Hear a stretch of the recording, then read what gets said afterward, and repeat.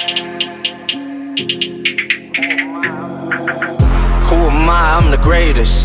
Who am I? I'm getting paid. Who am I? I'm so flagrant.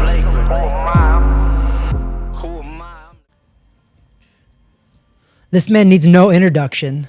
We already know who he is. He's been on the show many times. I want to jump right into what we're going to talk about. Talk to me. Team Combat League. This has like piqued my interest. So I've been trying all day, been trying to look up all this stuff, all the details and all that stuff. Yeah. You've been participating in a thing called Team Combat League. Yes. It's pretty cool. There's 12 teams, if I believe? There's 12. All over the United States. Yeah. Pretty wild. So can you explain well, first off, how did you get picked? You play for the New York, you play. That's all you let me say, play, right? In like boxing, we don't play. That's right. Yeah, everybody plays basketball. Boxers don't play. For sure. So you're on the New York team. Yeah, New York City Attitude. New York City Attitude. I like that. So how did you get picked for this? How does this even come about? So they did have an Orlando team last season. That one got canceled for whatever reason. We wanted to join that team, but for certain reasons out of my control, we weren't allowed to. This season, they start up that new season and they call up Taz Cologne, and he's one of Memo's fighters. Memo's my cut man, Baz my coach, and we're training every day with Taz, and he goes to the first fight. He does great in the first fight, like his first two fights. He does great in the second two fights, and I guess their 160 gets cut, the New York City Attitude. So I think we had just finished like a 7-mile run. I'm in an ice bath at Memo's house. I'm chilling. And he gets a call from the New York City coach. He's like, listen, I need a 160. I know you got really good boxers. Put me on somebody. He goes, you're saying that? And I got Rayo right here in the ice tub. Yeah. He was like, give me 5 minutes. Let me call his dad and see what happened. We talked specifics, numbers, date. It was like a week and a half notice. They called me Saturday, and I fought a Saturday, 2 Saturdays after. So it was freaking awesome. It's an awesome environment. The team, I know like 8 out of the like 16 boxers that are there. I already knew them from either training with them or them being Puerto Rican as well.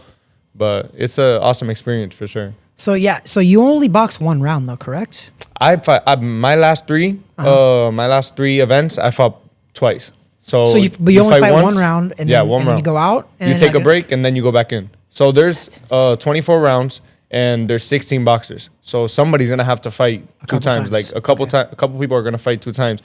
And that's between the coaches. From my understanding, both coaches get 4 fighters because there's 8 rounds that are called the launch rounds. 8 rounds in the middle that from 8 to 16 that are 9 to 16. That's the middle rounds. Okay. And then the last 8 are the money rounds, which is are very, very important. There's no difference in scoring. You might hear money round and think higher pay or higher score. No. And it's not, but it's very important round, especially if you guys are close. Yeah. It's 99 to 98, and we need those last rounds to win. Yeah. So, but from my understanding, if you're a coach and I'm a coach, I get 4 boxers of those 8 rounds that I want to compete, that I'm very confident that he's going to win, and you get 4. You get to choose 4 weights. I choose 4 weights, and so it's very strategic then. Like it's very strategic. You have to like pick out and also, can you fight the same guy twice then? Or has that happened? In my last 3, I fought the same guy 3 times. Yeah. Yeah. So I fought one guy twice. And that's really crazy. Cool. It's an awesome experience. And as you can see, like if you watch the clips and stuff, you'll be fighting and you'll hear all the teammates. They're standing up. They're applauding. It's crazy. It's a very team environment, and that's weird to say for boxing. For boxing, yeah. It is, but also, so when you get there, it's almost like baseball. You have a lineup in baseball. Like you go 1 through 9, there's 9 players, right? So do you know when you get there, like say you get to the stadium, you're getting warmed up, and let's say the fight's at 6 p.m. and you guys are all there at 4 p.m., whatever. Do you know ahead of time, like when you're going on? Is it kind of like scripted? A bout sheet. We got a bout sheet. Like it's a bout sheet of 24 rounds of 24 bouts. And we are lined up as a team after we warm up. So like probably the day before or 2 days before, we'll know the lineup. Probably like the day before, like right after weigh-in, they'll send us the bout sheet. And I'll probably be, because I'm 160, so they go from smallest weights up. In my way, I'm probably like 8th bout, 7th or 8th bout normally. And the first one of the money round or the third one in the money round. But each one of these I've been in the first in the launch rounds and then in the money round. So you're the money fighter. You're one of the money fighters. One of the 8. 4, right? One of the 4. But one of the 4 that on each fight. team. Yeah. Okay, got you. So that, I mean, that's kind of cool. It's like, so it's a similar, I mean, it's kind of like a similar thing of baseball, because baseball, like the 4th person in the lineup is usually the best hitter. That's awesome. The first person is usually like the guy who can hit anywhere. The 4th person is the power. Exactly right. Yeah. So that's kind of like, the setup sounds a little bit like freaking that. Awesome. So that's kind of cool. Everything's strategic about it though. Yeah. Super strategic. Like when we wrap up, when we warm up, when we walk in as a team, everything, the television comes up to us before we go walk out as a team. Make sure each one of us are in our correct bout, because once we get in the ring, we all line up, all 16 of us. Yeah. And they call out, first fighter Christina Cruz, second fighter Ryan Pino, shit like that. Yeah. And while they're doing that, if I'm standing in Christina's spot, they got it as Christina Cruz, and it's my picture. Like the TV will be So off. I think when we fought our first fight, or at least my fight, which was the team's 3rd fight and the first win, we were so out of ordinary. Like they pointed at me and they said like Lionel Colon. you're out of order. They put Taz and they said my name. Like it was ridiculous. We were all out of order, but now we got the hang of it, and it's really fun.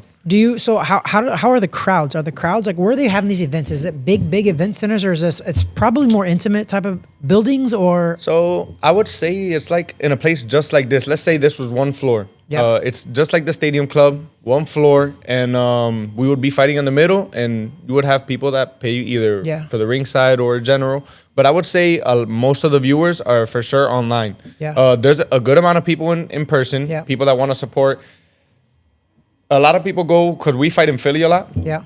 A lot of people go for the Philly team because they got their own team. And New York can't fight in New York. I guess problems with the commission and stuff like that. They won't probably allow it. So they won't allow it. I guess they don't want a outstanding amateur of 150 amateur fights debut and go against Rashidi Ellis. Yeah. You know what I mean? Yeah. It doesn't make sense to them. So they won't allow it. So we've been fighting in even though New York has a team, they don't allow it there. Yeah. That's pretty wild. You can have a team. You're not fighting in New York, though.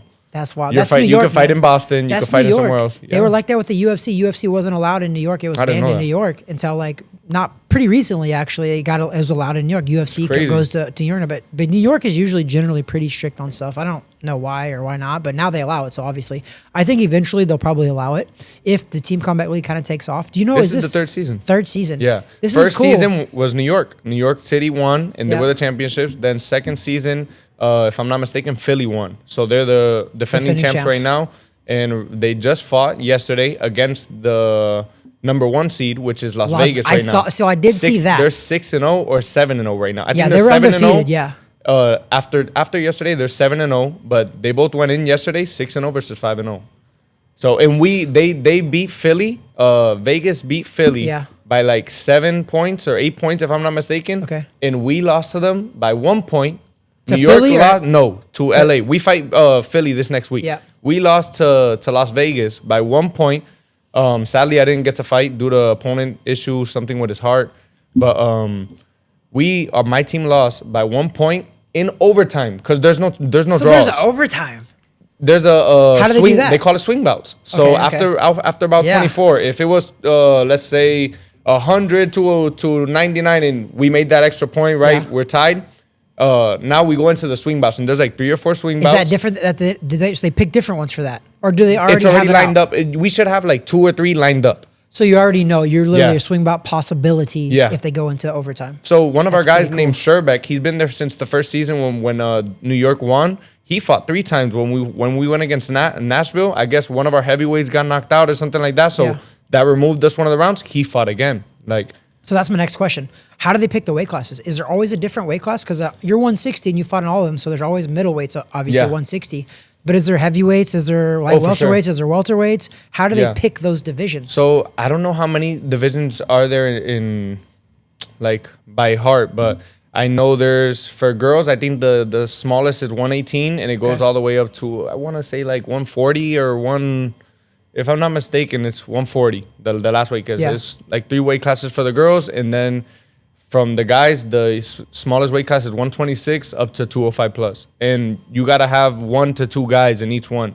Right now, New York has 1 because Lasha, the one that got cut, who I filled in for, he is gonna be the second and the first for 154 and 160. So he bounces back. He bounces back up because it's 154 plus 4.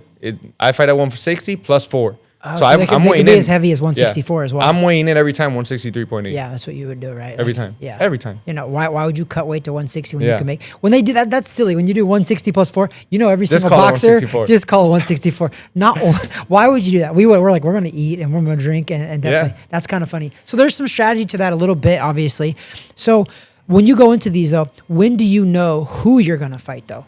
Do you know that before the bout or what? Yeah, I know more or less. Like this weekend, I saw yesterday Philly fought versus Vegas, so I saw who their 160 was. They had one at the time, and if I'm being smart, I'm keeping track. That's one of their 160s. They might have another one in reserve because just like last shot. Last shot didn't fight at the last one. Does each team only carry one of each weight class? They have one or two. Like our 147s. So yeah, we have Taz at 147. We have Darius Hawk Jackson at 147. We have Orlando guy, right? Yeah. We have the one that fought Elijah Tech Flores, Eli the Bull something. He fought him here. And we have another one. We have like 3 at 147. We have like 2 at 154. So we have separate weights. And when two 147s fight, one of them sits down. So stuff like that. Like this weekend, Taz won't be going, and Hawk and the other one will fill in. I just remembered, actually. I'm pretty sure he fought on your guys' team. There's a guy from Kansas City, Missouri. His name is Deshaun Prather. Yeah. Did he fight at 175, though? He fought at 168. He fought at 168. He's like a 154, I'm pretty sure. Yeah. He's from Kansas City, Missouri. That's funny. He actually came on the podcast once too. That's crazy. At one time. But when I seen you guys posting, and I was just like, I know that guy. Like I think I even commented on one of the team comments. I was like, I know this kid. Yeah. You commented on his, and and I think I tagged you or something. Yeah, it was wild. That's why I think it's super interesting. What I think is cool about it too is it doesn't count at all towards your pro record. Yeah. Right? It's and separate. It shouldn't, because it's literally it's only one. BoxRec, there's M boxing, pro boxing, and TCO boxing. TCO. That's pretty wild, man. And I think it's cool because what it is, it allows you to also to make money in the middle of it. And you're getting training. Essentially, you're getting sparring, right? Yeah. Even though it's only one round. And you got to be careful because since everybody's thinking, there's a lot of people either that just come in or that's their fighting style that 3 minutes, and I'm used to fighting 8 minutes. I'm going to give everything for those 3 minutes. But when I say give everything, it's not like maybe me, like a more calculated, try to set something up and boom, I'll drop them. No, these guys are pushing forward, throwing overhands, sometimes landing headbutts. Like yesterday, the first fight of Philly versus Vegas, Rashidi Ellis' sister gets headbutted, boom, out.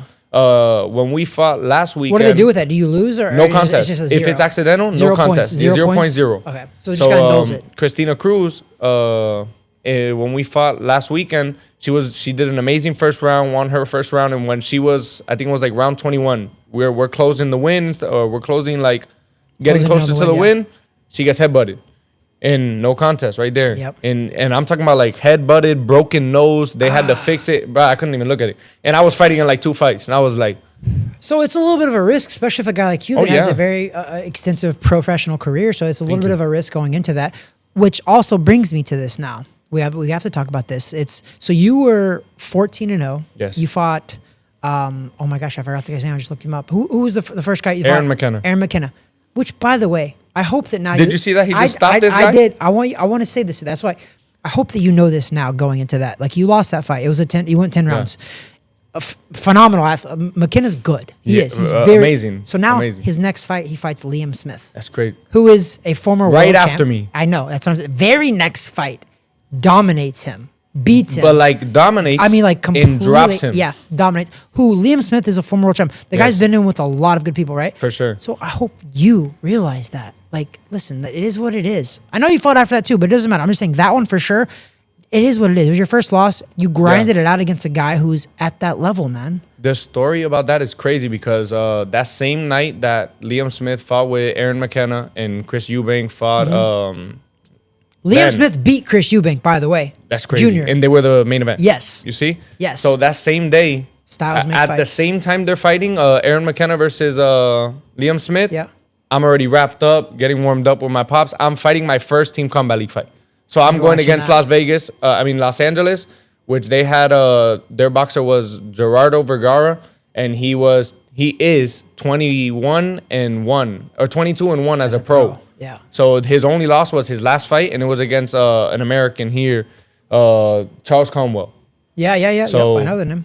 it was an amazing fight. I won both rounds, and from there, I was supposed to be just the substitute for the 160, and they called me after. Listen, I talked to the team, I talked to some of your teammates, and we want you to join. That's kind of the cool aspect of it. You kind of brought it up a little bit earlier on, but like boxing, even though we do know that we need our coaches, we need our trainers, right? They're part of it. But at the end of the day, it's just you in that ring. So it's very singular. But this team combat league makes it like, I don't know. It does kind of draw on like you have teammates.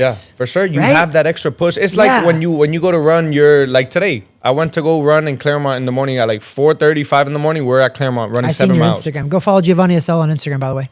So while we're doing that, right? Taz goes off with his brother. We're like in pairs of two. Chino goes off with his partner. Taz goes off with his brother.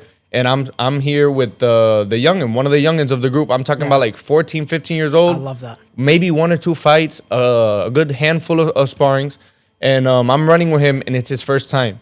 I know how hard it was for me in my first time. And my first time was like 4 or 5 years ago. I was grown, already like 18, 19. Yeah, and it was still hard. And it was hard. Yeah. Like I'm talking about like hills it's hills, and there's a certain 2 or 3 hills that I was having to prepare him mentally for, that I was like, listen, when I did it first time, him up.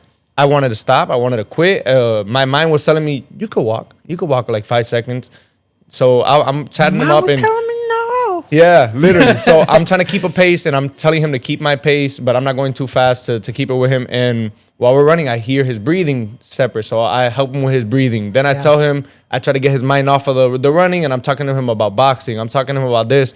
And Memo and Papi pass by me, and they go, Papi sees what I'm doing. He goes, Jova, good job. Like, good job staying with him, because I could have left. I could leave to go stay with Taz. I could leave to go stay with Chino.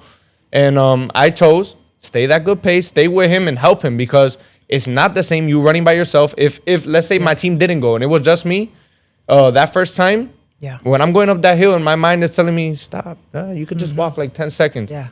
I'll walk those 10 seconds. Like a normal person. There's not a lot of accountability there. No, not a lot of accountability. One of the times, I want to say like the third time, I've done it plenty of times. One of the third times I was running, I was like on my fastest pace, and we get to like the 5th mile, and we're going up, and it's like 4 minutes steep up. And on like that 3rd minute up, like I only have like a minute left, my mind is telling me like, Jova, you kept this pace long enough. Walk 10 seconds. I tell myself. I look back. I have a big lead. I'm first place.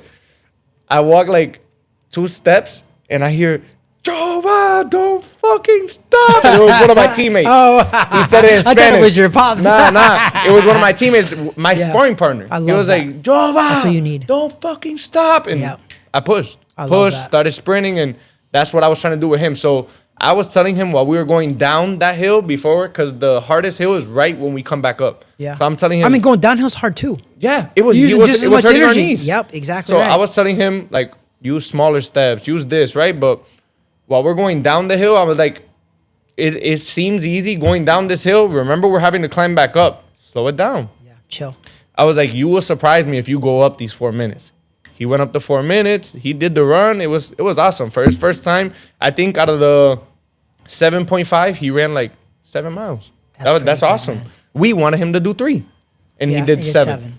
That's awesome. See, you know what? What's really cool about that also is that you're inspiring the next generation, man. You never know. You never know what you just did for that kid. Like, you know that he's 14, you said? 14. You never know. He's 14. He's probably talking to his friends about, hey, man, I got to run with Jova, and I went 7 miles. And he was rooting me on. And if he doesn't say, I ran with Jova, I hope he goes back and say, I ran 7 miles on hills. You know what I mean? Yeah. Regardless if it was with me and I'm pushing him. Yeah. You don't have to say it. You ran 7 miles on hills that even a professional wants to stop at. Yeah. You know what I mean? So I saluted him. I gave him his high five. We all took pictures and stuff like that. I was really happy for him.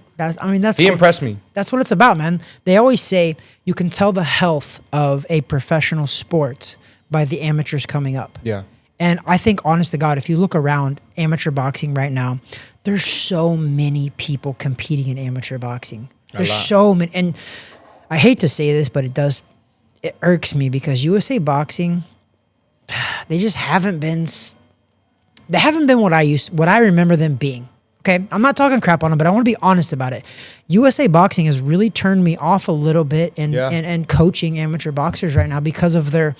It's the LBCs. It's the local boxing committee. So I don't want to. I don't want to throw out. I don't USA think it's the whole USA Boxing. Exactly. I think it's certain LBCs, certain people in the LBCs. So the local boxing committees is the LBC in Florida, where we live in Orlando. Yeah.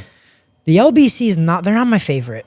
And now listen, I've been amateur boxing since I was 6. With them. And this guy right here, my pops went through it with him.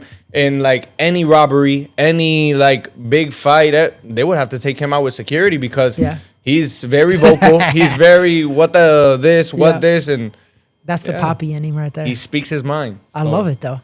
Listen, even minus all of that, it's just some of the things that they do, you can tell that they're not former fighters and they've never been through it like we have. Yeah. Like your dad has, like all of us have. And that's what gets me the most. I think sometimes it's a little bit more than just reading the book and I'm a judge. Reading the book and I can score your fight. And if I don't like you, I can score your fight this way. Yeah. I don't think that's... It sucks because, so I'm training an amateur boxer. Matter of fact, he's here right now, Iowa. I call him. His name is Joe. And he's fought about 5 or 6 fights now with me on USA Boxing. And we're like, you know what? We've got to the point now, and this is sad to say, but it's the truth. And I like to have constructive criticism. So hopefully the LBC of Orlando takes this as that. But it is this. We've had so many bad experiences in the fights that we fought here. Not just the decisions, but all of the behaviors leading up to it. At the weigh-ins, at the physicals. Certain attitudes. Yes. And I'm demeanors. like, y'all realize, like, you're here for the kids. This is for the kids. And that's what throws me. That's such a big loop. I'm like, you're here literally for the kids. And so am I. I'm doing this for free. I'm here for the kids to get them at the next level. But you guys, I feel like they hamper that. And whoever wants to take offense to that, they can, because I don't care. I want it to be better. If you're taking why are you taking offense to it? Yeah, if you're taking offense to it, that means that you're not open to criticism. And if you're not open to criticism, the shoe fit.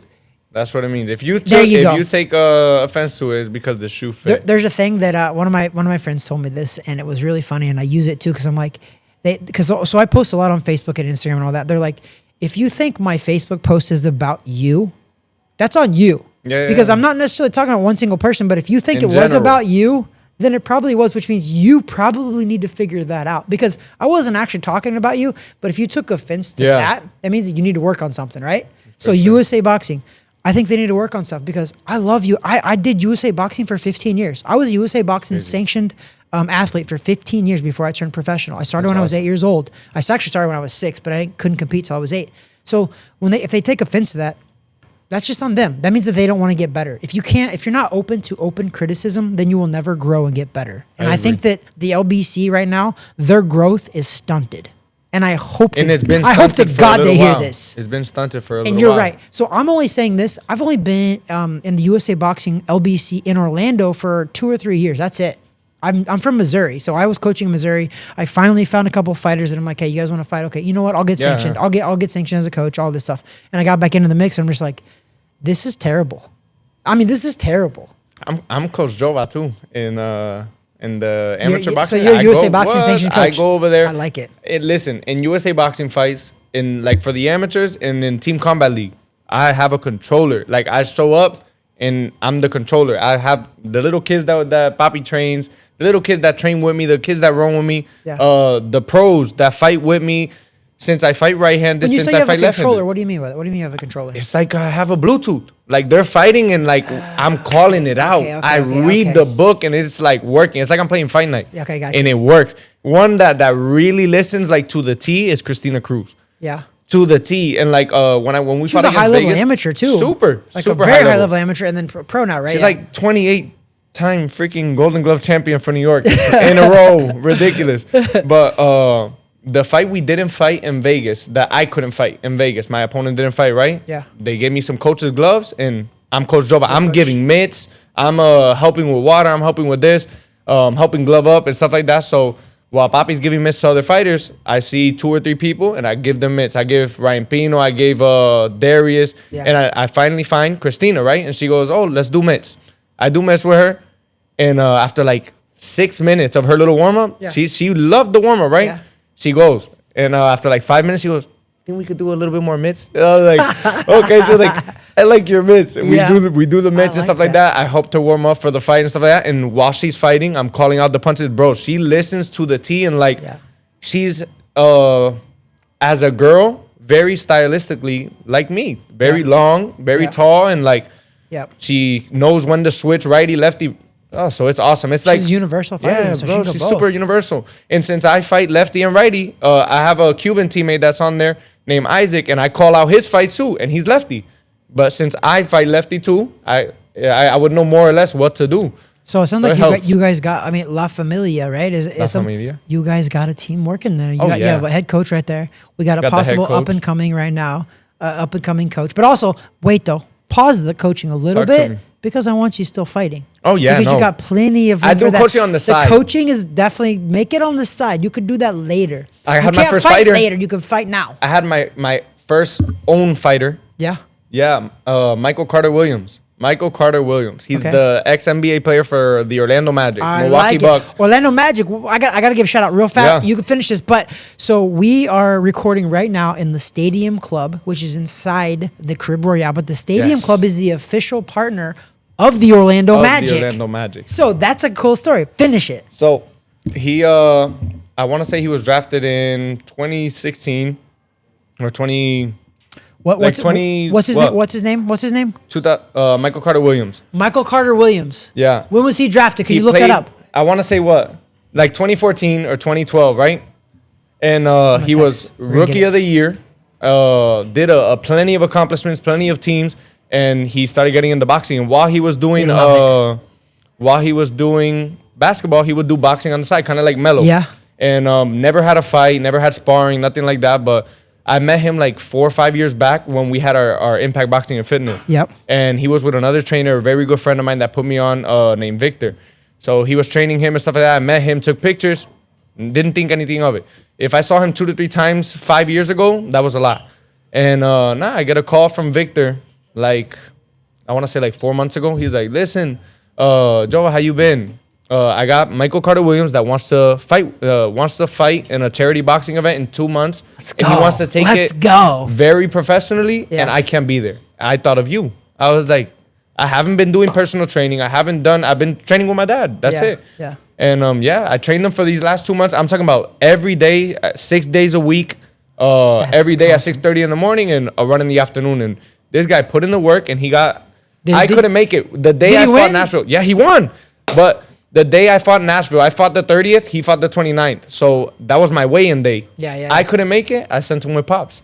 So he's like, oh, are you sure? I don't want to take Pops away from you. I was like, you take Pops because he's going to show up to my fight too. He showed up to both.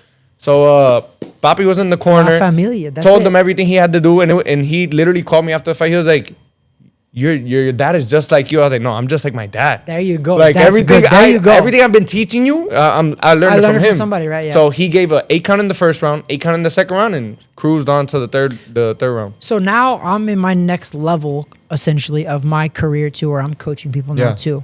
And you're still fighting, but how good does that feel to know somebody that you trained just did that? It felt great. What's that feel like? It was literally right after me eating and everything, rehydrating. So I'm happy. I'm watching the fight with like 2-3 guys of the team, and I'm like, bro, I showed him that combo. Oh, this. So it was really happy, and they're like, bro, you trained him good. He's sharp. He don't look like a basketball player. I was like, he did amazing.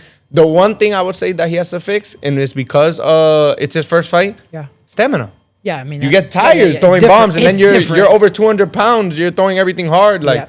So he did amazing. He impressed me, and now he hit me up that he wants to start training again this week. So just remember how you felt with that, right?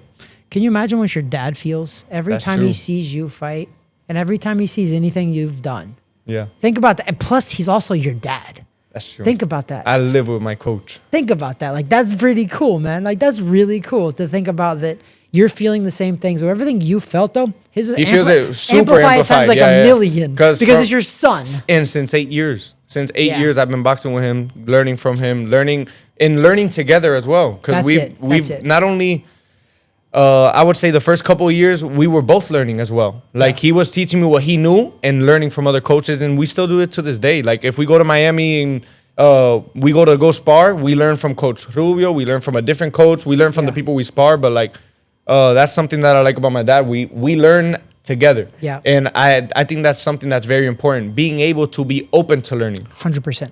For sure. That exactly right. I mentioned a little bit about the USA Boxing LBC is if you're not open to criticism, then you're stunting your growth. Yeah. Because all of us, none of us are perfect. For one, God is perfect and that's it. Everybody else is not. So we have to realize that listen, we have to be open to criticisms. We're not perfect. We're trying to get better every single day. And as a fighter, same thing. So that's where I want to close with you so you've been doing Team Combat League, which is, I think it's awesome. It's kind of getting you back on the horse. It's kind of keeping you involved in the sport.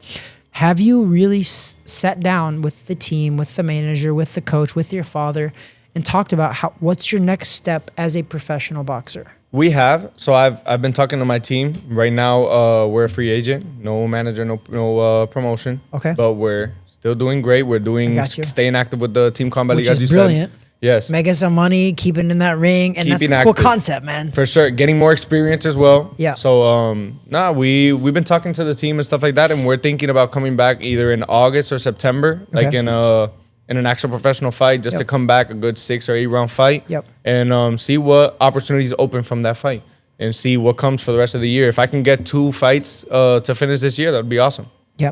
I mean, you're at that level now, man. It's going to be tough because you just fought a 10-rounder. Yes. So you can no longer 2 fight 10-rounders in a row. So you no longer can fight 4 and 6 rounders, right? You're gonna be whatever you could do a 6-rounder, but I don't know if you want to do that. But you could. You could just to get your feet wet because you're fighting in 1-rounders. So like you might. I think it would be smart to fight in like a low key 6-round fight just to get your feet wet again.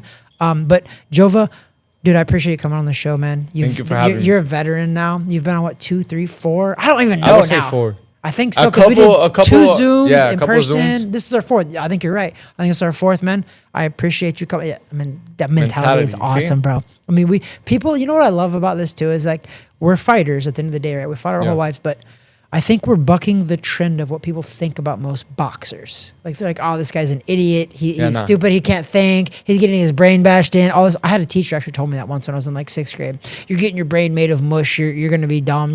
I have people say the same thing. I'm 41 years old. I'm about to be 42. And look at 170 amateur fights, 46 professional fights. If everything they're saying is true, you should be like exactly. And I'm not. And like I thank God every day for that though. That's not me. That's God for sure. But also you've taken care of yourself. It's bucking the trend though too. It's like boxers can be those people who we're talented at what we do, and that's boxing. Doesn't mean we have to be stereotyped into a certain thing. We have to be stupid, dumb. We can't do anything else. I didn't do boxing because I couldn't do anything else. I did boxing because I wanted to. I can do a lot of other stuff. But I feel like God chose me. He's like, hey, you know what? You're going to do boxing, man. And I'm like, that's me. He put the stranglehold on me. I love it. That's why I'm doing this podcast. Amen. So God brought us all together. God brought us here. God brought us all this. All of this is the glory of God for 100% sure. I agree. But I appreciate you. I'm looking forward to seeing what becomes of the rest of your professional boxing career. Yes. But I do beg you to put a hold on the training, other people. I want you to know that the right time. You still have a professional boxing career. I do it 14-2, 5 KOs. You're gonna be okay. Just know that. And I look forward to you getting back in the ring, brother. Thank you so much. Jeovanny Estela. I appreciate you, brother. God bless.